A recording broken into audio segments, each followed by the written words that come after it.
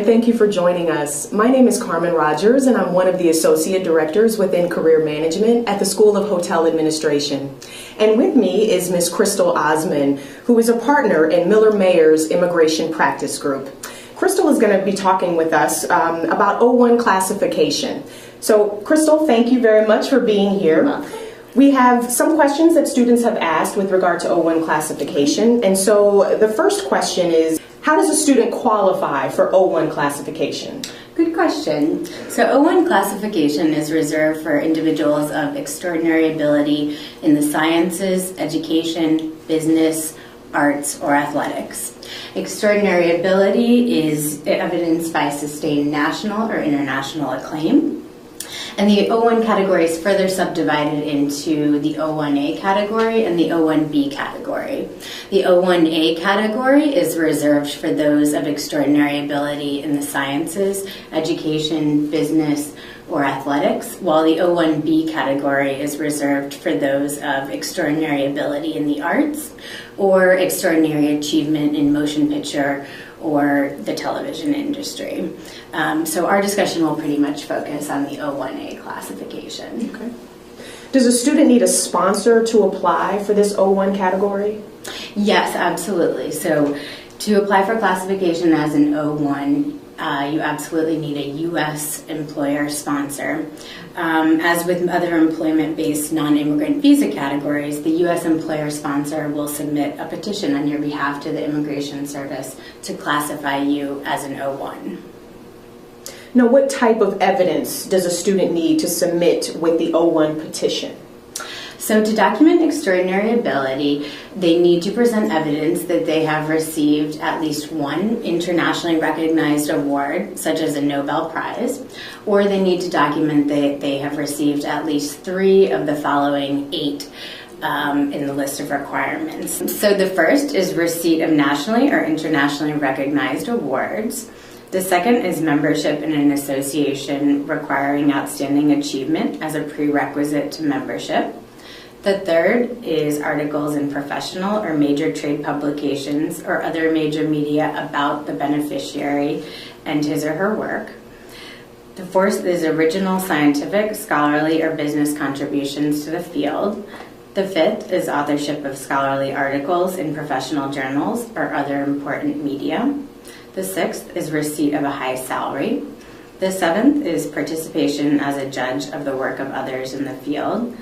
And the eighth is employment in a critical or essential role for a distinguished organization.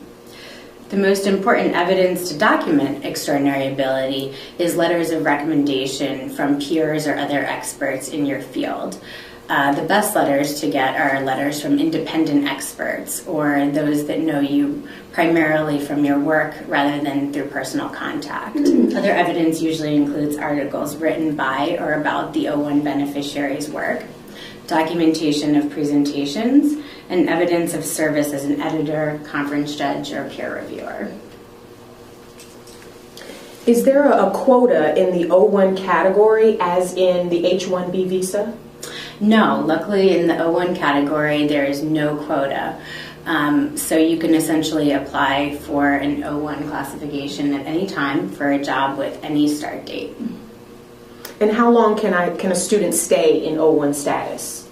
So the initial period of admission for an O1 beneficiary is usually 3 years. However, they can apply for 1-year extensions for an unlimited duration of time.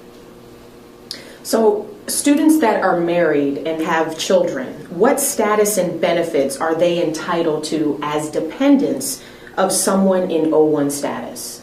So dependents of O1s are classified as O3s, and spouses and children of O1 beneficiaries are not entitled to employment authorization unless they independently qualify. However, they can attend school, and they can remain in the U.S. for as long as the O1 principal applicant maintains their status. So another question here, so as a student, can a student work for more than one employer within O1 status? Yes, it is permissible to have multiple employers while you're in O1 status, so long as both of those employers apply for and seek seek approval of a petition classifying you as an O1 beneficiary. If a student is currently in J status and subject to the 2-year home residency requirement, can the student still apply for status as an O1? Great, that question comes up a lot.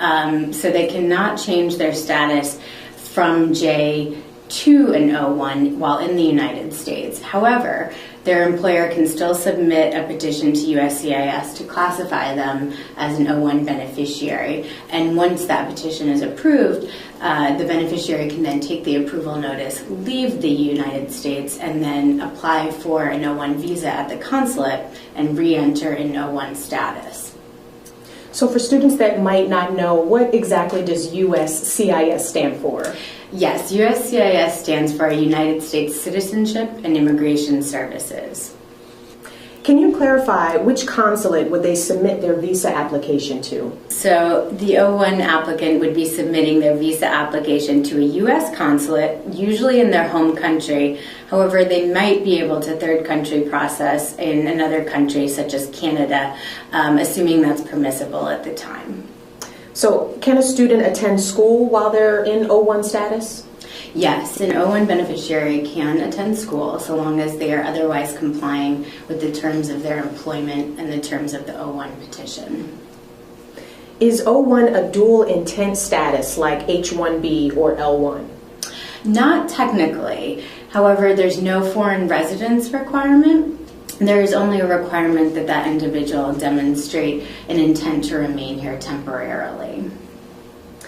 Can a student expedite USCIS adjudication of an O1 petition? Yes, so O1 petitions, unlike some other employment-based petitions, can receive expedited or premium processing. Currently, the fee for that is $1,225, and what that guarantees you is a response from the Immigration Service within 15 calendar days. That response could be an approval of the petition, it could also be a denial of the petition, or it can be what we call a request for additional evidence. If it's a request for additional evidence, the clock stops on that 15 days. And then it restarts once you submit a response to the request for evidence, and there's an additional 15 days on the clock. And then the last question that we have here is, what is the advisory opinion requirement for O1 petitions? So each O1 petition must include an advisory opinion from an appropriate union group.